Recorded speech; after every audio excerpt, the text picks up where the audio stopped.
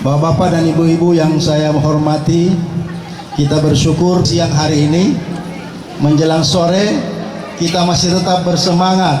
Kita hadir di majelis pengajian ini yang dirangkaikan dengan Maulid Akbar atas dasar cinta kita kepada Rasulullah.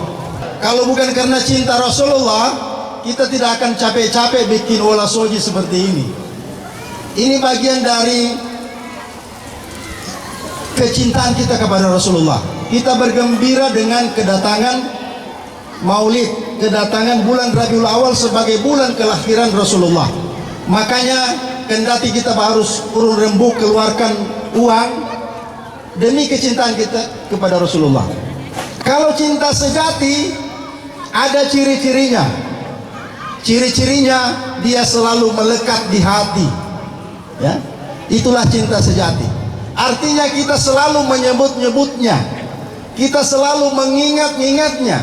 Kalau kita cinta kepada Rasulullah, kita sering menyebut Rasulullah, kita selalu mengingat Rasulullah, walaupun bukan di bulan Maulid. Apa tanda-tandanya, Bapak dan Ibu sekalian? Ya, karena ini sudah agak sore, saya persingkat. Ada dua paling tidak tanda-tanda kita cinta sejati kepada Rasulullah. Pertama tadi, tanda-tanda cinta kita sering menyebut-nyebutnya. Maka representasi penyebutan Rasulullah dari umatnya adalah kita memperbanyak membaca sholawat. Apa itu sholawat? Sholawat adalah doa kita kepada Rasulullah agar Rasulullah senantiasa mendapatkan keberkahan dari Allah. Walaupun Rasulullah tidak membutuhkan doa dari kita, karena Rasulullah sudah diberkahi oleh Allah, sudah dirahmati oleh Allah. Bahkan Rasulullah diutus ke muka bumi untuk membawa rahmat bagi seluruh alam. Wa ma arsalnaka illa rahmatan lil alamin. Tidaklah aku mengutus engkau wahai Muhammad melainkan untuk menjadi rahmat bagi seluruh alam. Seluruh alam, bukan cuma bagi manusia, bagi binatang ada rahmat yang dibawa oleh Rasulullah. Rasulullah misalnya mengajarkan rahmat bagi binatang. Kalau menyembelih hewan, tidak boleh menunjukkan pisau yang akan menyembelih hewan itu di depan hewan, apalagi mengasah pisau. Itu diajarkan dalam syariat Rasulullah. Kemudian kalau mau menyembelih hewan, harus pisau yang tajam supaya dia tidak tersiksa. Itulah antara lain rahmat bagi sekalian alam termasuk hewan. Begitu juga pohon-pohon. Rasulullah mengajarkan supaya jangan menebang pohon sembarangan. Terjadinya banjir boleh jadi salah satu adalah penebangan pohon di gunung-gunung yang ada.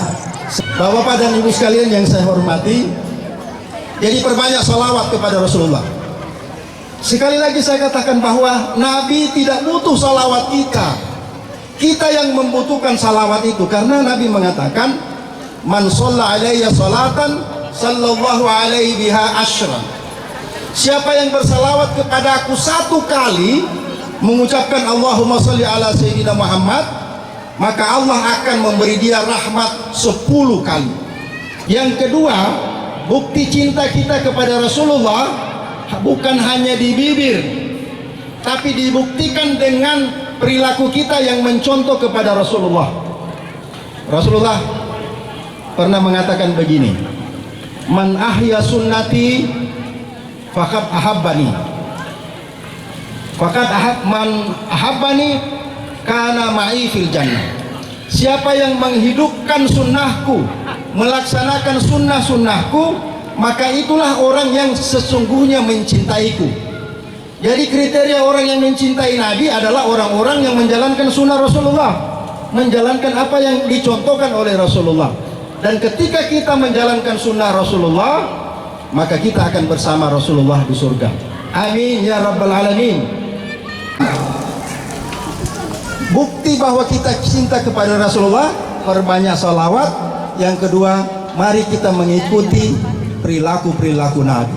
Ya, tadi perilaku memaafkan.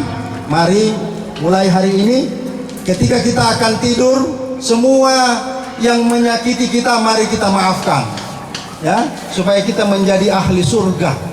Ya, itu ahli surga, ada kisahnya. bagaimana seorang sahabat yang biasa-biasa amalnya, lalu Nabi bilang datang ahli surga. 3 kali datang Nabi mengatakan telah akan datang ahli surga. Seorang sahabat meneliti, tidak ada ternyata amalan istimewa. Lalu dia tanya kepada sahabat itu, apa amalanmu sehingga Nabi 3 kali kau datang ke masjid, Nabi mengatakan akan datang calon penghuni surga. Dia bilang, tidak ada amalanku seperti yang Anda lihat.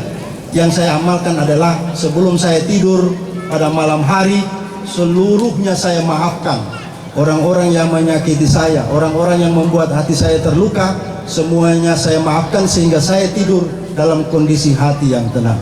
Mudah-mudahan dengan peringatan Maulid Nabi ini sedikit saja, tidak usah banyak-banyak kita amalkan. Nanti tahun depan lagi ada hikmah lagi apa, kita belajar, atau seiring jalan yang ada kita terus meneladani Rasulullah Muhammad sallallahu alaihi wasallam. Saya kira ini yang dia sampaikan. Mohon maaf apabila ada hal yang kurang berkenan, saya mohon dimaafkan. Terima kasih. Wallahul musta'an, wallahul muwaffiq ila aqwamit thariq. Wassalamualaikum warahmatullahi wabarakatuh. Bismillahirrahmanirrahim. Assalamualaikum warahmatullahi wabarakatuh.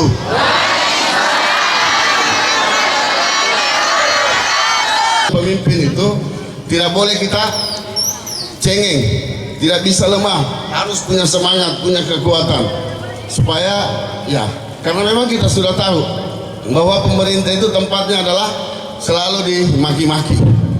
Makanya kita minta, saya punya pemerintahan ini harus berjiwa besar, apapun modelnya kita harus menerima. Itulah kita sebagai pemimpin, tidak boleh cengeng. Padahal kalau mau dipikir, coba lihat, ditusuk, itu luka-luka itu Pak, Bu. Tetapi tetap kita bisa menerima. Sama lah dengan kemarin ini, ada banjir lagi, ya pasti yang dimaki-makinya adalah pemerintah. Padahal cukup kita punya perhatian. Saya kira itu yang harus kita pahami sebagai pemimpin. Pasti kita ini luka-luka, capek. Itulah gambarannya kita melihat hari ini kita bermaulid, kita jadikan simbol ini. Batang pisang yang ada kita lihat hari ini adalah itulah pemerintah. Mari kita bersama-sama.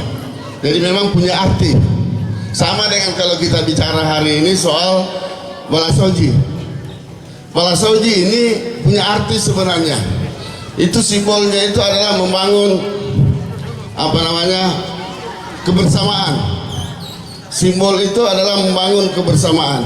Balasoji yang didasari dengan ketulusan dan keikhlasan sebenarnya. Jadi kita hari ini datang, coba lihat, dengan senyum bergembira, karena memang ada ketulusan. Kita bawa Balasoji karena kita tulus dan ikhlas. Saya kira itu. Yang isinya apa? Panasa, ini nangka ini, supaya maminasa kira. Kemudian kaluku, kelapa, supaya kita ini sama dengan kelapa ini malundra, enak.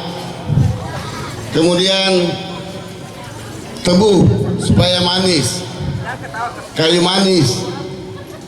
Ini semua punya makna dan punya arti. Jika kita punya niat yang baik, ada keyakinan, insya Allah tidak usah kita ragu. Karena yang kita miliki ini, di kepala kita, keinginan kita ini adalah salah satu adalah potensi bagi kita. Ketika kita mampu menginginkan sesuatu yang baik, insya Allah pasti hasilnya juga baik.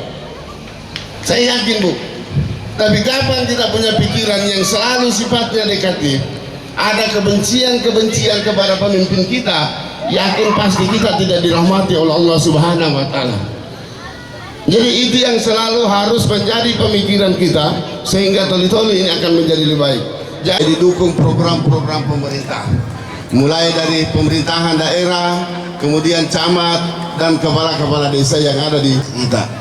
Kalau ini kita selalu menjaga namanya desa kita, pemerintahan amanah besar, insya Allah toli-toli menjadi lebih baik.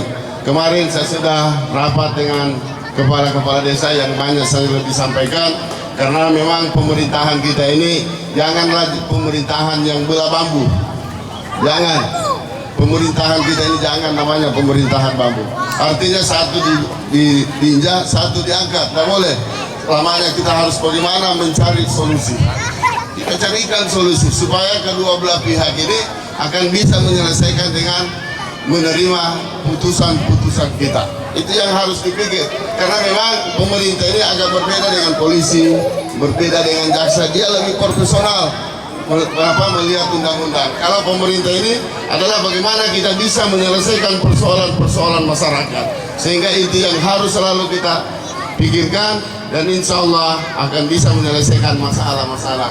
Sekali lagi saya ucapkan terima kasih, lebih dan kurangnya saya mohon maaf. Wabillahi taufiq wal hidayah. Wassalamualaikum warahmatullahi wabarakatuh.